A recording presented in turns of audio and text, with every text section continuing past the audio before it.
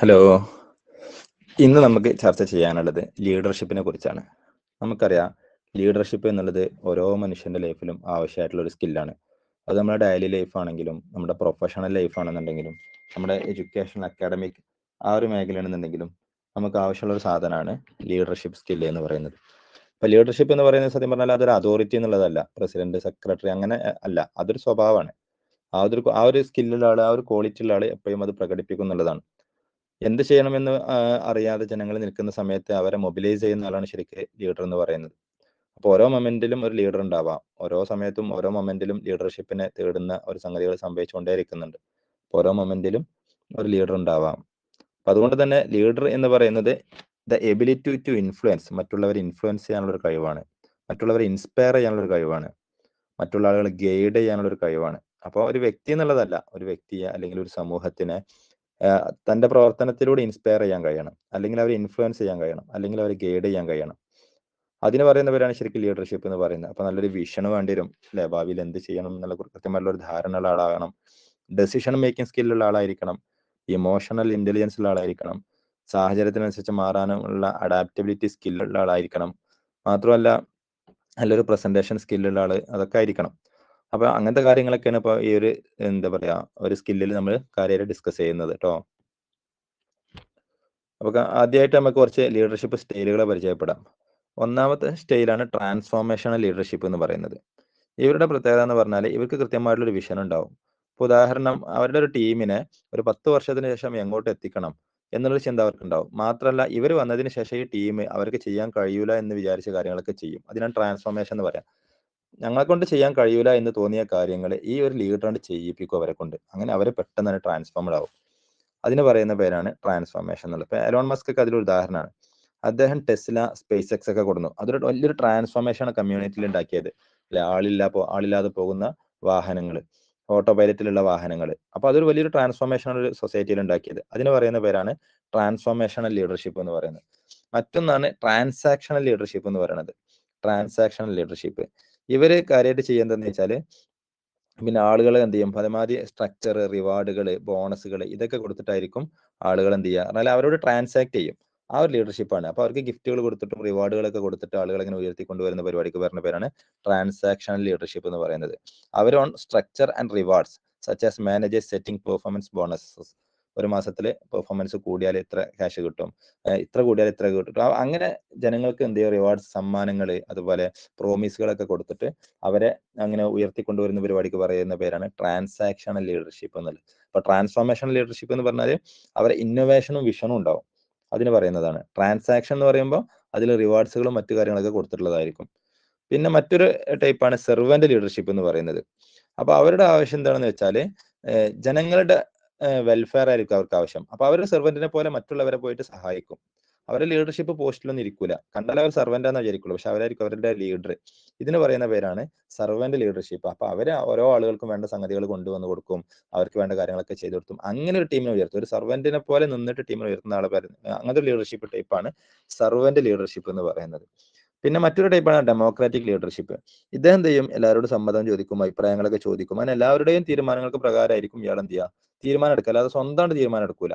ഇതിന് പറയുന്ന പേരാണ് ഡെമോക്രാറ്റിക്. അപ്പൊ ജനകീയമായിട്ടുള്ള ലീഡർഷിപ്പ്, ജനങ്ങളുടെ ഇടയിൽ നിന്ന് ജനങ്ങളോട് ചോദിച്ച്, ജനങ്ങളോടൊക്കെ സംസാരിച്ച്, ജനങ്ങളോട് ഡിസ്കസ് ചെയ്ത് അവസാനം ഒരു ഡിസിഷൻ എടുക്കുന്ന ടൈപ്പിന് പറയുന്ന പേരാണ് ഡെമോക്രാറ്റിക് ലീഡർഷിപ്പ് എന്നൊക്കെ പറയുന്നത്.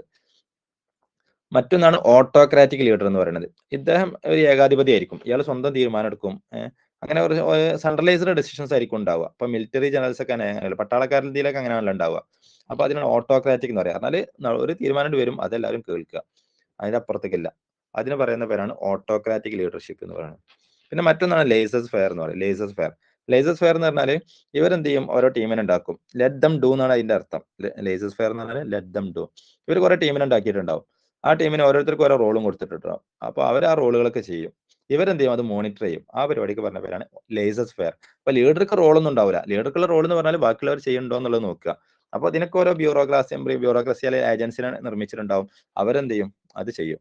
അപ്പൊ ഇതിനോടുള്ള സൗകര്യം എന്ന് പറഞ്ഞാൽ സിനർജി. എല്ലാവർക്കും റെസ്പോൺസിബിലിറ്റി ഉണ്ടാവും, എല്ലാവർക്കും ലീഡർഷിപ്പ് കിട്ടും, എല്ലാവർക്കും അവസരം ഉണ്ടാവും.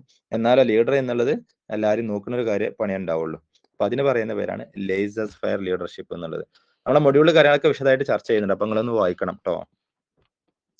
ലീഡർഷിപ്പിൽ പ്രധാനമായിട്ടുള്ള കുറച്ച് തിയറികളുണ്ട്. അതിൽപ്പെട്ട ഒന്നാണ് great man and triad theory എന്നുള്ളതാണ്. ഗ്രേറ്റ് മാൻ തിയറി എന്ന് പറഞ്ഞാൽ അദ്ദേഹത്തിന്റെ ആ ഒരു തിയറിയിൽ പറയുന്നത് ലീഡേഴ്സ് ആർ ബോൺ എന്നുള്ളതാണ്, നോട്ട് മെയ്ഡ്. പറഞ്ഞാൽ ജനിക്കുമ്പോഴേ കിട്ടുന്ന ഒരു സ്കില്ലാണ് ലീഡർഷിപ്പ്, അതല്ലാതെ പിന്നീട് ഉണ്ടാക്കുന്ന ഒരു സ്കില്ലല്ല എന്നാണ് അതിൽ പറയുന്നത്. അതുകൊണ്ട് തന്നെ ട്രാറ്റ് തിയറി, എന്നാലും ട്രാറ്റ് തിയറി എന്ന് പറഞ്ഞാലോ അതിന്റെ പ്രത്യേകത personality traits like confidence, decisions that define effective leaders. പറഞ്ഞാല് നമ്മുടെ പേഴ്സണാലിറ്റികൾ ഉണ്ടാവില്ല. ഇപ്പൊ ചില ആളുകൾക്ക് നല്ല തീരുമാനം എടുക്കാനുള്ള സ്കിൽ ഉണ്ടാവും, ചില ആളുകൾക്ക് എന്തായിരിക്കും നല്ല കോൺഫിഡൻസ് ഉണ്ടാവും. അപ്പൊ ഇങ്ങനെയുള്ള സ്കില്ലാണ് ലീഡർഷിപ്പിനെ നിർമ്മിക്കുന്നത് എന്നാണ് ട്രാറ്റ് തിയറിയിൽ പറയുന്നത്. പിന്നെ behavioural and situational model. Behaviour theory പറഞ്ഞാല് ലേൺഡ് പിന്നെ ലീഡർഷിപ്പ് ബിഹേവിയർ പറഞ്ഞാല് നമുക്ക് എന്ത് ചെയ്യാം, ലീഡർഷിപ്പിന് വേണ്ടി ബിഹേവിയറിൽ പഠിക്കാൻ പറ്റും. അപ്പോൾ ലീഡർഷിപ്പിന്റെ ബിഹേവിയർ നമുക്ക് പിന്നെ ഉണ്ടാക്കിയെടുക്കാൻ പറ്റുന്നതാണ്. അങ്ങനത്തെ ഒരു ബിഹേവിയർ നമുക്ക് ഉണ്ടായാൽ നമുക്ക് ലീഡർ ആവാൻ പറ്റുന്നതാണ്. Behavioural theory focuses on learned leadership behaviour. അപ്പൊ നമുക്ക് പഠിക്കാൻ പറ്റും ലീഡർഷിപ്പിൽ എന്തൊക്കെ ബിഹേവിയേഴ്സ് ഉണ്ടാവുക. ആ ബിഹേവിയേഴ്സ് ഒക്കെ നമ്മൾ പഠിച്ചെടുക്കണമെന്നുണ്ടെങ്കിൽ ആ ഒരു ലെവലിലേക്ക് നമുക്ക് മാറാം. ഒരു ലീഡർഷിപ്പ് ബിഹേവിയർ നമുക്ക് ക്രിയേറ്റ് ചെയ്യാം എന്നുള്ളതാണ്.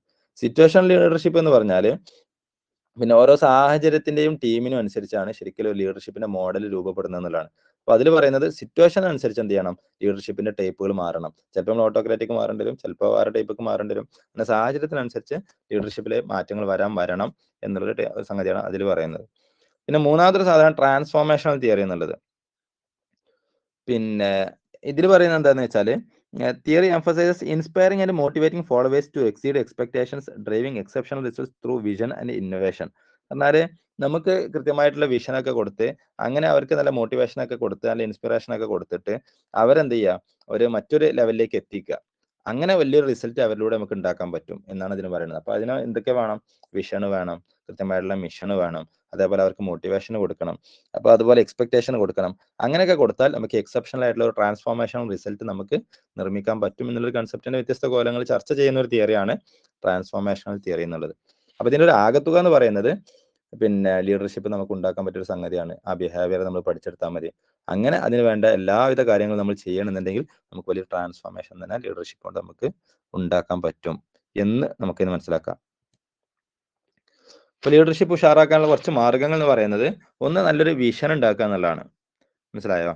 എന്ന് പറഞ്ഞാൽ നമുക്ക് എന്താണ് നേടേണ്ടത്, ഇതിന്റെ അവസാനം എന്തായിരിക്കണം, അതാണ് ബിഗ് പിക്ചർ. അതാണ് ശരിക്കും വിഷൻ എന്ന് പറയുന്നത്. അവസാനം നമുക്ക് എന്താണ് കിട്ടേണ്ടത് അതിനെക്കുറിച്ച് നമുക്കൊരു ധാരണ വേണം. അപ്പൊ ഒരു കമ്പനി തുടങ്ങുമ്പോൾ ആ കമ്പനി അവസാനം എവിടെ എത്തിയിരിക്കണം, അപ്പൊ എത്ര ക്രോർ ബില്യൺസ് ഉള്ള, ഇത്ര ലോകത്ത് മൊത്തത്ര ഔട്ട്ലെറ്റ് ഉള്ള ഒരു കമ്പനി ആയിട്ട് മാറണം.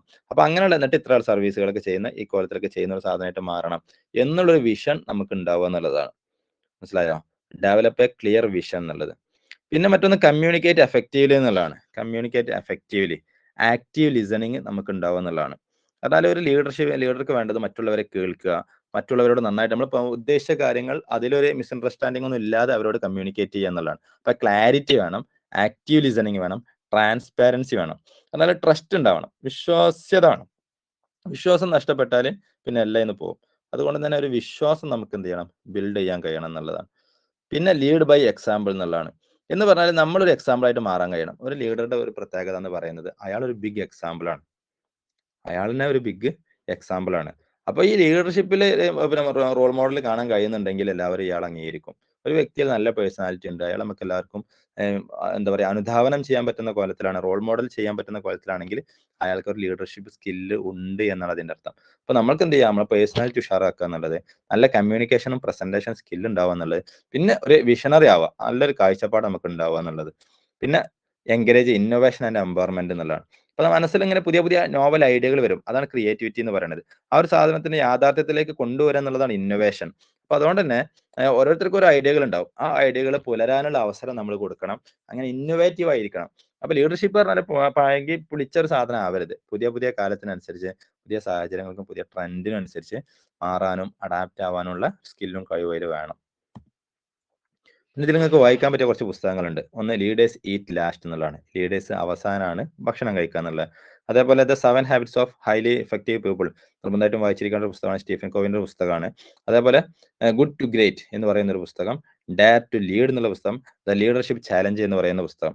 അപ്പൊ ഇതൊക്കെ ഞാൻ കഴിഞ്ഞ ക്ലാസ്സിൽ പറഞ്ഞതുപോലെ തന്നെ മുഴുവൻ വായിക്കാൻ സമയം കിട്ടിയില്ലെങ്കിൽ നിങ്ങൾ പ്രോംപ്റ്റ് കൊടുത്തിട്ട് ആദ്യം പേഴ്സോണ കൊടുക്കുക, പിന്നെ പ്രോംപ്റ്റ് കൊടുത്തിട്ട് ഈ പുസ്തകങ്ങളുടെ കണ്ടന്റ്, അതിലുള്ള തീംസുകൾ, അതിലുള്ള കുറേ കൺസെപ്റ്റുകൾ, കോട്സ്, ഈ കാര്യങ്ങളൊക്കെ ഒന്ന് വായിക്കണം കേട്ടോ. നിർബന്ധമായിട്ടും വായിക്കണം. ഞാൻ എല്ലാം വായിക്കാൻ കഴിഞ്ഞാൽ രണ്ടെണ്ണെങ്കിലും നിർബന്ധമായിട്ടും നിങ്ങൾ വായിക്കണം. ഓരോ സ്കില്ലിൻ്റെതും അതിന്റെ കൂടെ തന്നെ നിങ്ങൾ ചെയ്തു പോകണം ട്ടോ. പിന്നെ AI tools four leadership development എന്നുള്ളതാണ്. ലീഡർഷിപ്പ് ഉഷാറാക്കാൻ നമുക്കുള്ള കുറച്ച് ടൂൾസുകളാണ് ഞാൻ പരിചയപ്പെടുത്തുന്നത്. അതിൽപ്പെട്ട ഒന്നാണ് ബെറ്ററപ്പ്, അതുപോലെ റിസപ്റ്റിവിറ്റി എഐ. പിന്നെ രണ്ട് എഐകളാണ്. പിന്നെ 2 സാധനങ്ങളാണ്. മറ്റൊന്ന് ക്രിസ്റ്റൽ നോസ്, അതേപോലെ ജാസ്പർ എഐ. ജാസ്പർ എഐ പറഞ്ഞ ഒരു ജനറൽ സാധനമാണ്, പക്ഷേ ഇതിന് നമുക്ക് യൂസ് ചെയ്യാൻ പറ്റും. അതേപോലെ ലാറ്റിസ്. ഇതിന്റെയൊക്കെ ലിങ്ക് ഞാൻ മൊഡ്യൂളിൽ കൊടുത്തിട്ടുണ്ട്. നിർബന്ധമായിട്ടും ലിങ്ക് ക്ലിക്ക് ചെയ്തിട്ട് അതൊന്ന് തുറന്നു നോക്കണം. രണ്ടെണ്ണെങ്കിലും സൈനപ്പ് ചെയ്തിട്ടൊന്ന് പരീക്ഷിച്ച് നോക്കണം.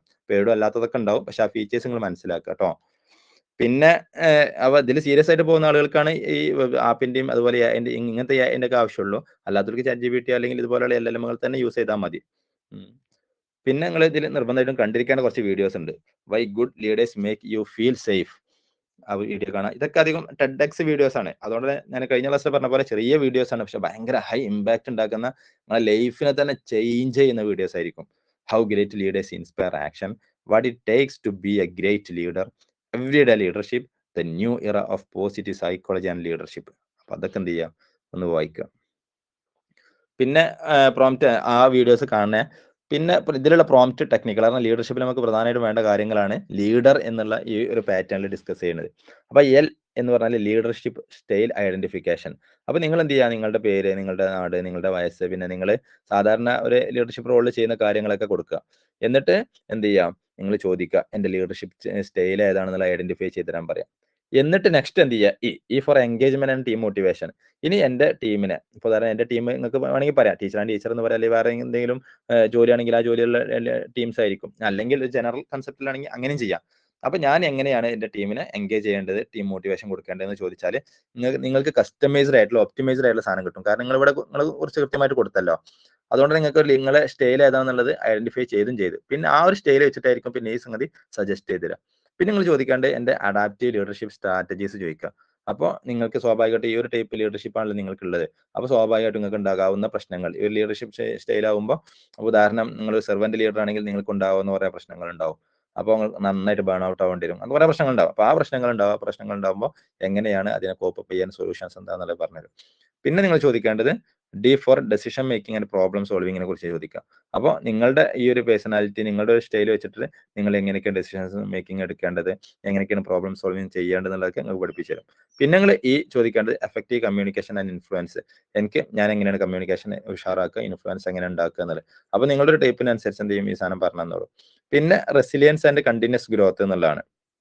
അതാണ് പിന്നെ ലാസ്റ്റ് പറഞ്ഞത് 6, റെസിലിയൻസ് ആൻഡ് കണ്ടിന്യൂസ് ഗ്രോത്ത് എന്നുള്ളത്. അപ്പോൾ റെസിലിയൻസ് ആൻഡ് കണ്ടിന്യൂസ് ഗ്രോത്ത് എന്നുള്ളതിൽ പറയുന്നത് recommend habits and skills for long term leadership success എന്നുള്ളതാണ്. അപ്പോൾ ഇതിൽ എനിക്ക് എങ്ങനെ റെസിലിയൻസ് ഉണ്ടാക്കാൻ പറ്റും, എനിക്ക് എങ്ങനെ കണ്ടിന്യൂസ് ഗ്രോത്ത് ഉണ്ടാക്കാൻ പറ്റും എന്നുള്ളതാണ് അതിൽ ഡിസ്കസ് ചെയ്യുന്നത്. അപ്പോൾ എന്ത് ചെയ്യുക, അതുകൊണ്ട് ഈ കാര്യങ്ങളൊക്കെ നിങ്ങൾ എന്ത് ചെയ്യണം, അതിൽ പറയണം കേട്ടോ.